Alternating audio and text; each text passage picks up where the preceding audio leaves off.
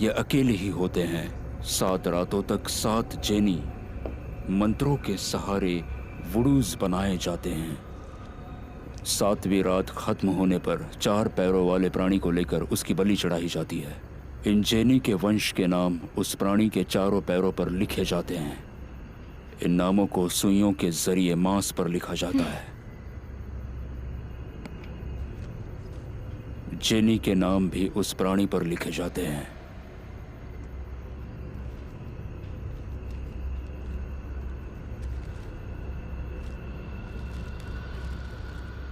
उन्हें पढ़ने की कोशिश मत करना, क्योंकि जिस जेनी का नाम पुकारा जाएगा वो तुम्हें जवाब देने आ सकता है।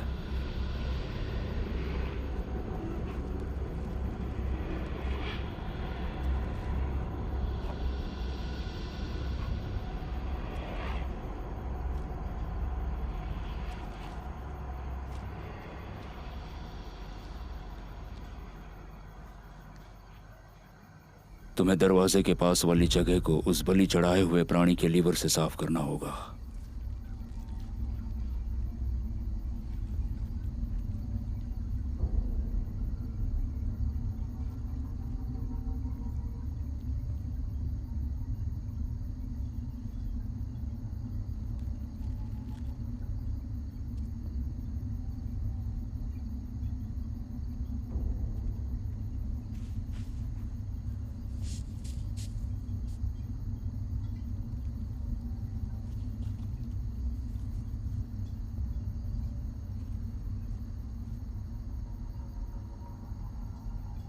उसके बाद तुम्हें जेनी की प्रार्थना पढ़ते हुए उन वूडू पैक्स को एक जादुई बक्से में रखना है। जिस इंसान पर तुम ये मंत्र डाल रहे हो उसके लिए तुम्हें एक हड्डी तोड़नी होगी।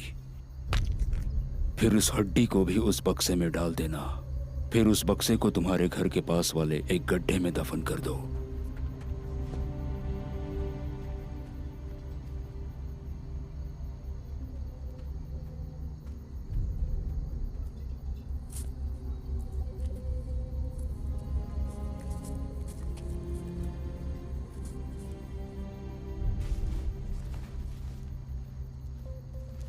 भूलना मत, ये सब तुम्हें सुबह की प्रार्थना के पहले करना है। जो होना होगा वो 7 रातों में होगा। फिर तुम पीछे नहीं हट सकती।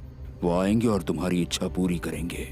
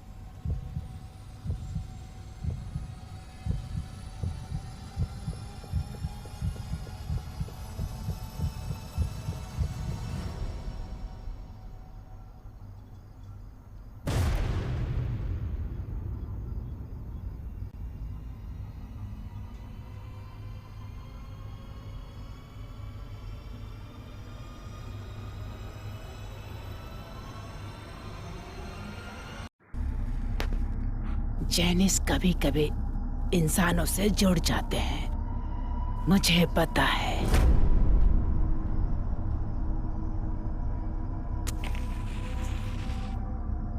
इस वक्त वो कहाँ है? इस घर में?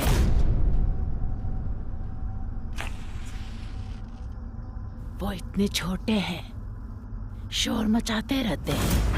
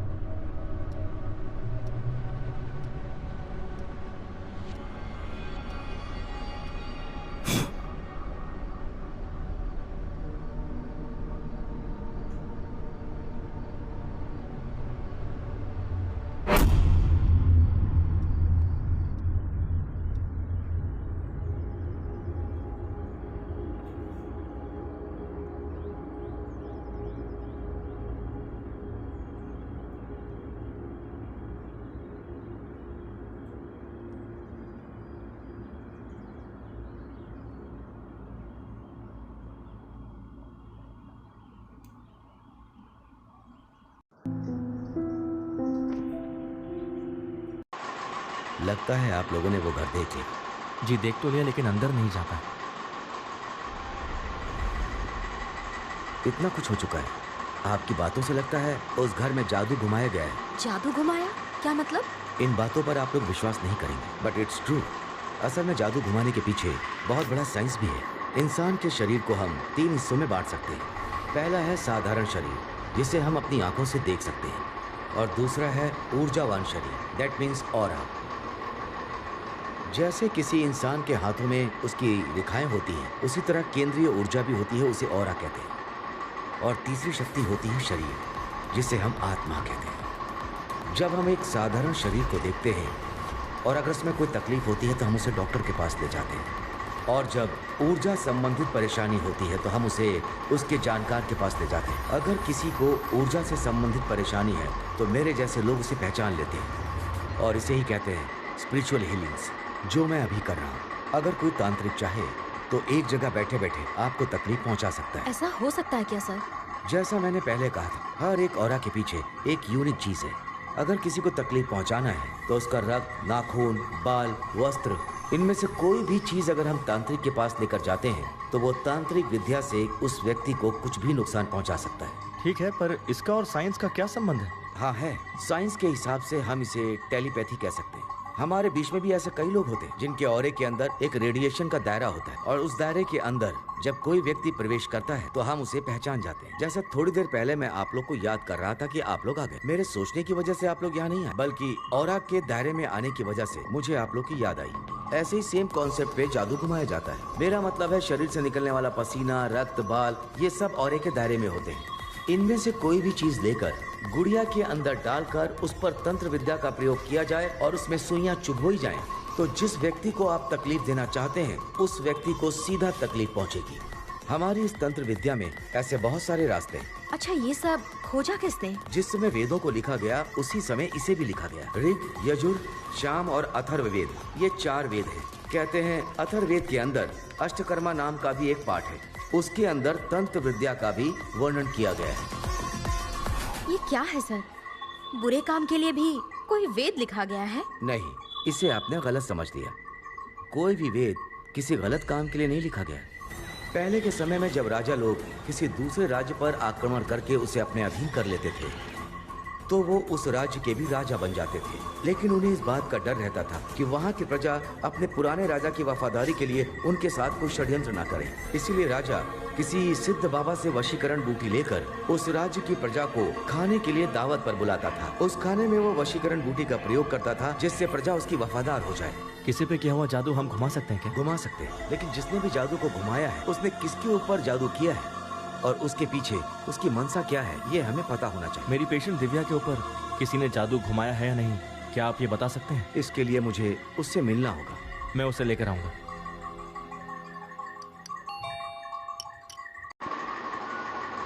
दिव्या, मैं तुमसे अकेले में कुछ बात करना चाहता हूँ, प्लीज। बताइए, क्या बात है? मैं आपकी परेशानियां दूर नहीं कर सकता, ये बात मैं जानता हूँ, पर आपकी जो प्रॉब्लम है कोई है जो इसे सॉल्व कर सकता है।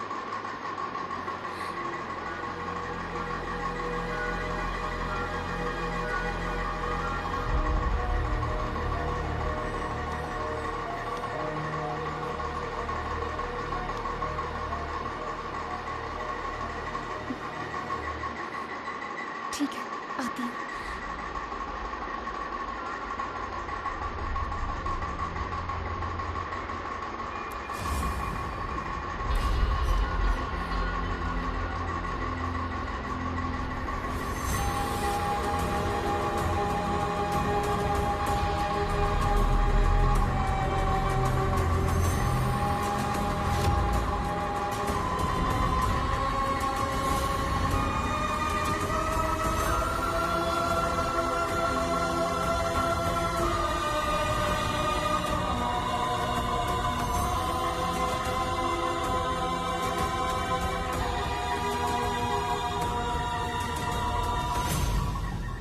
आपके परिवार के ऊपर किसी ने जादू घुमाया है। कोई साधारण तांत्रिक इस तांत्रिक विद्या को नहीं घुमा सकता। जिस तांत्रिक को पूरी जानकारी है सिर्फ वही ये कर सकता है। इसे कहते हैं एनिमिज्म। अफ्रीका के आदिवासी पुराने समय से ही इस तंत्र विद्या का प्रयोग करते चले आ रहे हैं। इस तंत्र विद्या को वूनम भी कहते हैं। एक जिंदा भैंसे की बलि देकर उस पर मंत्रोच्चारण किया जाता है। इस प्रयोग से जिस पर भी इस बलि का प्रयोग किया जाएगा उसके संबंधित खून पर इस तंत्र विद्या का पूरी तरह से असर दिखेगा।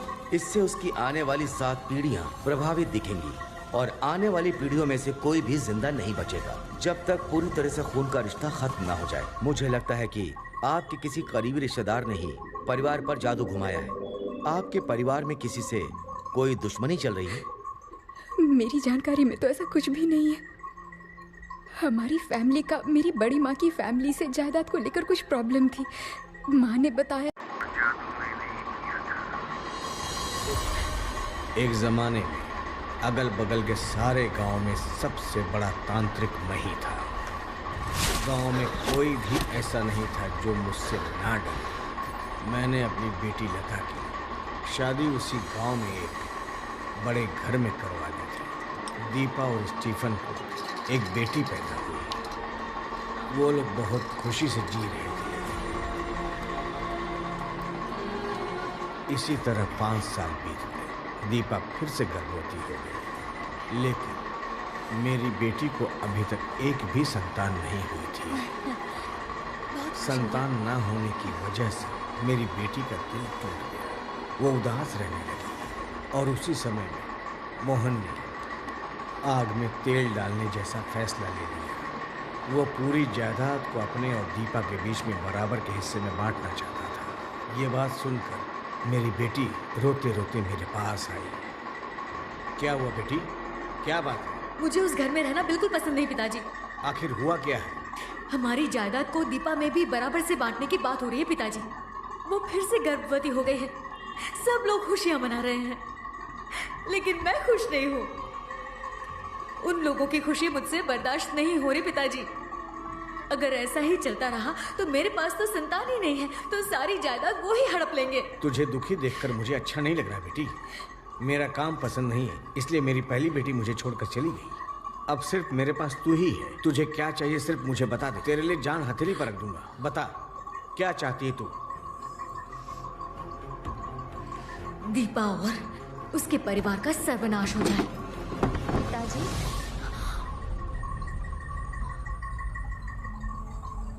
आओ बेटी।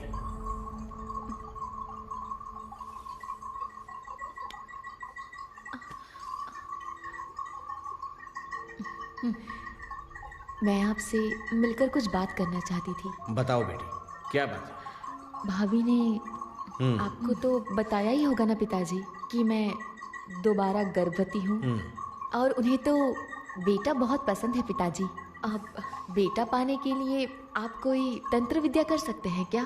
कर सकता हूँ, पर उसके लिए काम करना होगा। बताइए ना पिताजी, मैं करने के लिए तैयार हूँ। अपने पति के सर के बाल को मुझे लाके दो। पर वो किस लिए? अगर बेटा चाहिए तो पिताजी के शरीर का एक हिस्सा चाहिए। ठीक है पिताजी, मैं लेकर आऊंगी। ये बात किसी को पता ना चले, नहीं तो फल नहीं मिलेगा। ठीक है, मैं ये बात किसी को नहीं बताऊंगी। चलती हूँ भाभी।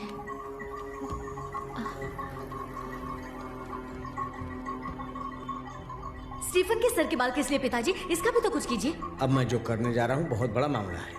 खून के रिश्ते पर भी असर पड़ेगा। अगर दीपा को कुछ करूंगा तो तुम्हारे पति पर भी असर पड़ेगा, क्योंकि दीपा और तुम्हारे पति का खून का रिश्ता है। और दूसरी तरफ स्टीफन और उसकी बच्ची, उनके बाद तुम्हें परेशान करने वाला कोई नहीं होगा। लेकिन स्टीफन तो बार बार चढ़ जाता रहता है, तो वहाँ प्रीस्ट के जरिए उसे कुछ पता तो नहीं चल जाएगा ना? एक बार इसे रख दिया तो कोई भी इसे हटा नहीं पाएगा। सिर्फ इसका पता लगाकर इसे वापस भेजा जा सकता है, पर इसका पता लगने से पहले इसके पूरे परिवार का सर्वनाश होना तय है।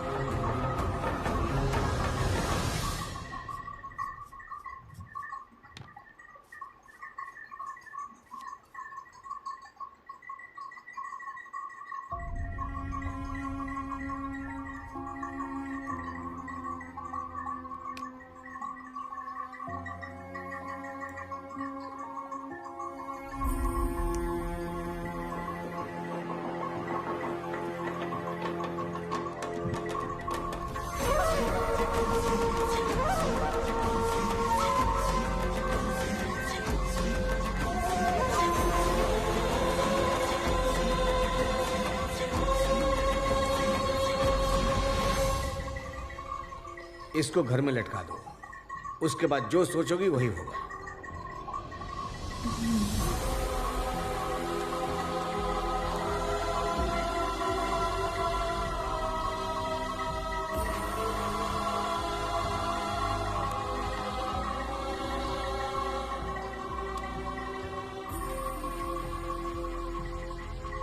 ये क्या कर रही हो तुम?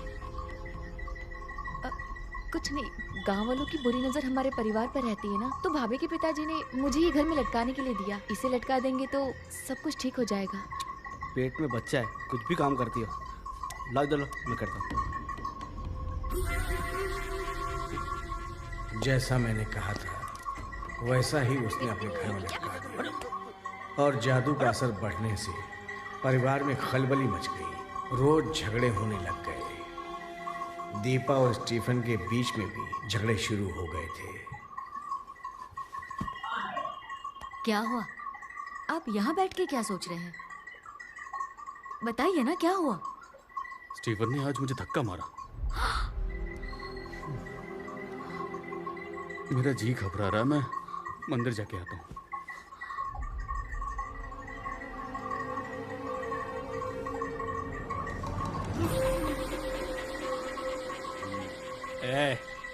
जा।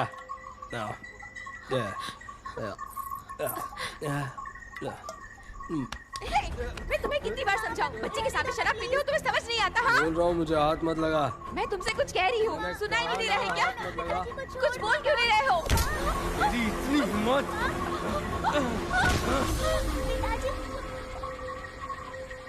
ऐसे ऊपर क्या देख रही है? हाँ?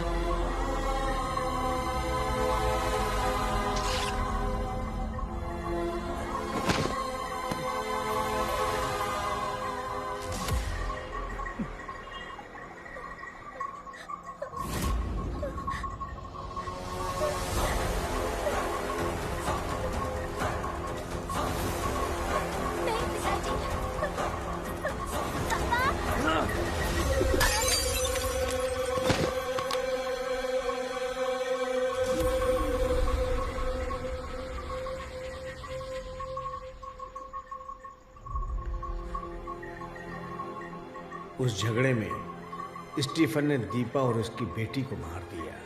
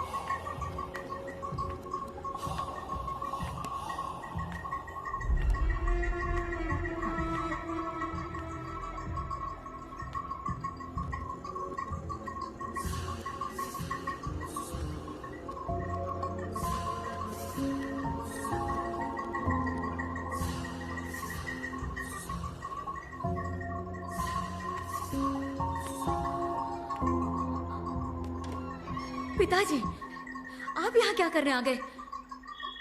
जानता हूं इसलिए यहाँ पे आया। तेरा पति कहाँ है? उनका मन ठीक नहीं था तो मंदिर गए हैं, अभी तक आए नहीं।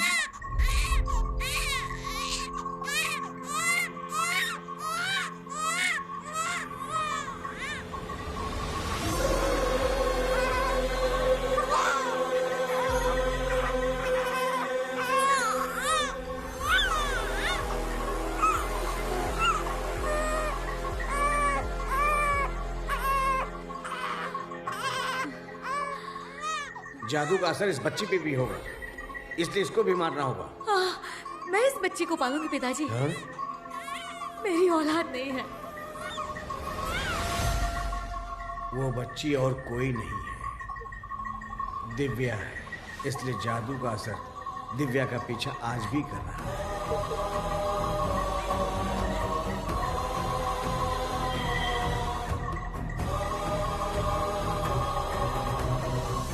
जिसने भी इसे किया उसका बाल, नाखून, खून वो लेकर के आना, हम जादू पलट देंगे।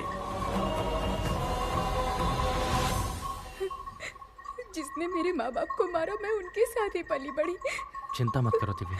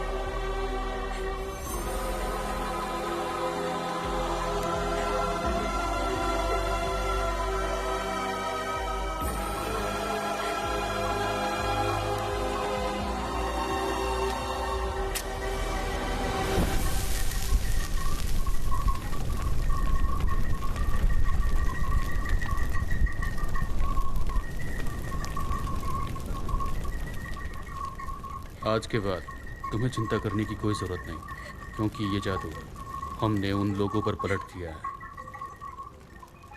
मेरी माँ जिन्हें मैंने आज तक नहीं देखा और जिसने उन्हें मारा, उसी ने मुझे पाला पोसा। जिसने मेरी फैमिली को मिटाया, मैं उसका सर्वनाश होते देखना चाहती हूँ।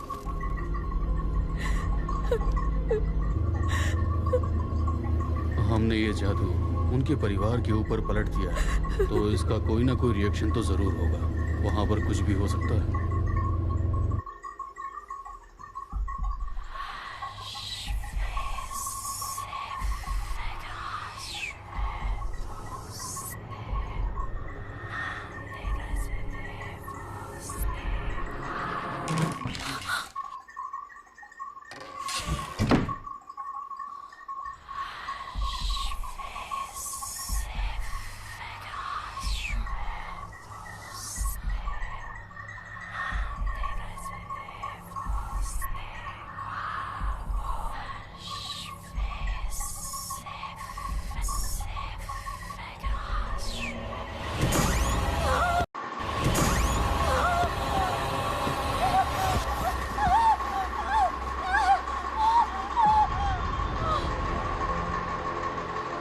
पिताजी, आप खड़े कैसे हैं? सब कुछ खत्म हो गया। आप क्या बात कर रहे हैं? मैंने उसी दिन कहा था उस बच्ची को मार देते हैं। अब उसे सब कुछ पता चल गया है। उसने जादू को घुमाकर हम पे छोड़ दिया। सब कुछ खत्म हो गया। सब कुछ खत्म हो गया।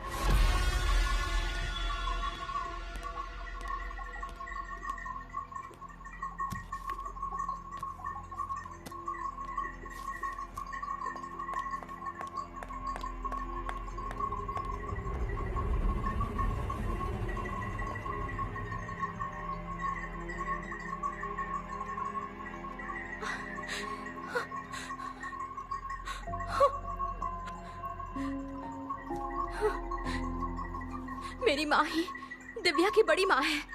पिताजी के जादू टोना करने की वजह से वो यहाँ से चली गई। मेरी माँ का इन सब से कोई लेना देना नहीं है।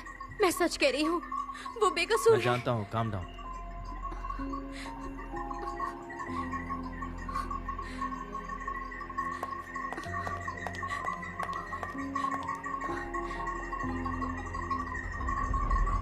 अब सब कुछ खत्म हो चुका है। अब उनमें से बदला लेने वाला कोई भी नहीं बचा। तुम अपनी नई जिंदगी शुरू कर सकती हो। नहीं सर,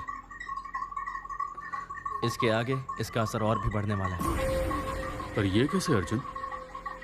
हमने तो जादू पलट दिया है ना। जैसे दिव्या के साथ खून का रिश्ता होने की वजह से ये सब हुआ, वैसे ही आपने जादू पलटा है और लता जी उनके परिवार का हिस्सा है। और मेघा की जो माँ है वो लता जी की सगी बहन है, तो खून का रिश्ता तो साफ है।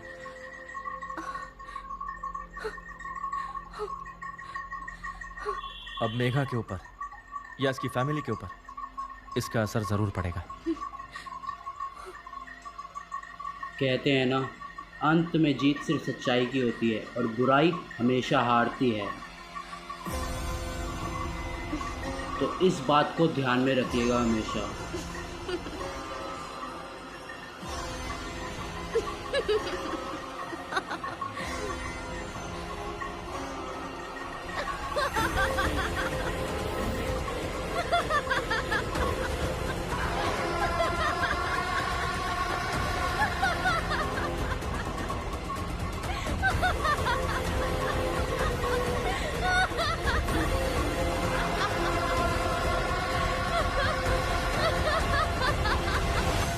बुरे काम का बुरा नतीजा।